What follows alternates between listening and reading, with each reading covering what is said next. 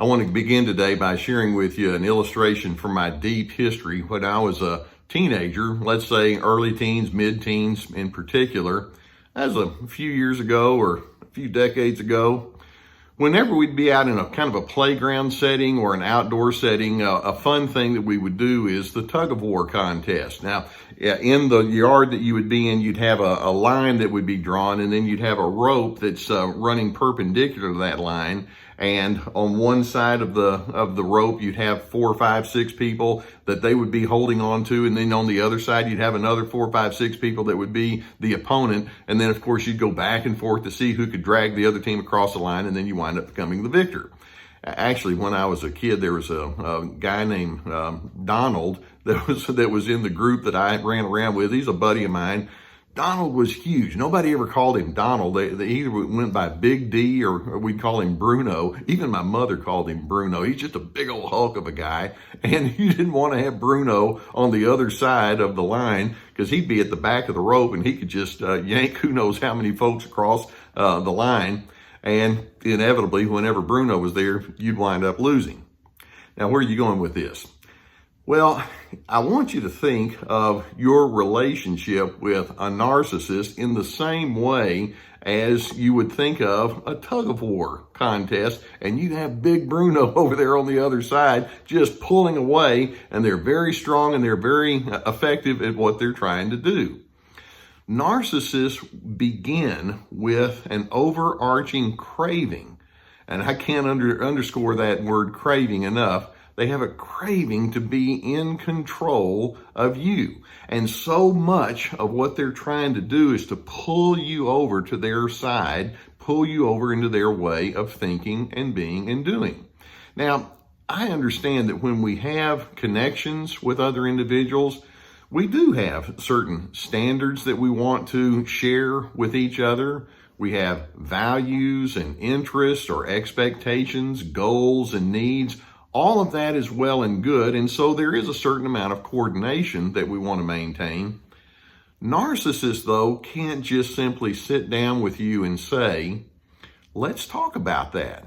Let me share my thoughts, and I want to hear your thoughts. Instead, they approach you with this notion that says, I have to control you, and they want to pull you over to their way of thinking. And they basically have this one primary notion regarding you, and that is you need me to tell you what to do. And there are all sorts of characteristics or behaviors that they can maintain that show you that they're deep in their control mentality over you. For example, have you ever been around a narcissist who uses PUSHY or forceful forms of communication? It's like, yeah, that goes with the territory. They can be insistent and persuasive in the way they speak. They may repeat themselves many times over as they're trying to make a point. Sometimes they just show no willingness to listen to you. They'll do a lot of telling. Other times they go into the deep freeze as a means of trying to guilt you in a passive-aggressive, covert way of trying to control you. They use lots of criticism so that eventually you'll think less about what your own thoughts are, and of course they want to bring you more over into their thoughts. They're impatient toward you. They can be very stubborn. There's so many different ways that the narcissist can have that control mentality. Now, going back to this notion of the tug-of-war, when the narcissist is pulling over here on you, trying to pull you over into their style of thinking, exactly what do you tend to do in reverse? Now, here's the bad news. Many of you, and I have to acknowledge there have been times when I've gotten caught in this contest, many of you will pull back over onto your side in reverse. You tug on me, I tug on you. You tell me how to live, I tell you how you're not supposed to do things. And it's back and forth and back and forth. And your relationship with that narcissist just feels like this big contest for control and dominance. You ever get caught up in that? Go ahead and admit it. You dislike feeling controlled by that narcissist Okay, not only do I get that, I applaud the fact that you don't want to be controlled, and yet your reaction is you try to control that person in reverse. Now, we have two words for that. One is it's ironic, so irony, but the second word is hypocrisy. Here it is, I can't stand for them to control me, and yet I'm trying to control them back. And before you know it, you're sucked into this game that nobody really wins because, it's a game of dominance, and it's not a real good way to do life. Now, there's a major insight that I want you to see that goes along with this narcissistic craving for control. And that insight is controlling people are indulging fantasy thinking. You get that? They're out of touch with reality. Basically, what the controlling narcissist is thinking that prompts them to act this way toward you is it's as though they're saying, I know how to direct your life. It's as though they can get on the inside and somehow know that they have special wisdom and information that you have to have crammed in there. And so in their control, it's their way of saying, I require you to fit my mold of non-reality. And the non-reality is you're my slave. You're indebted to me. You're subjugated to me. That's what I mean when I say fantasy. It's as though they've got this notion that says, I can be the king or the queen in my little bitty domain, and I want you to bow to me, and if you don't, I'm going to pull you over and make sure you do anyway. That's not reality. I have 5 different thoughts that I want you to consider that will hopefully bring you back to a place of reality so that you don't keep getting pulled into this tug-of-war game with them. Now, the first thought, the first reality is, let's acknowledge, every person has the privilege to choose for himself or herself how he or she will live and think and prioritize. Now, the controller says, no, you can't do that. That's their non-reality. Their fantasy says they get to call all the shots. But the bottom line is you have the privilege to choose for yourself. A second reality is diversity of life and thought can be a good thing.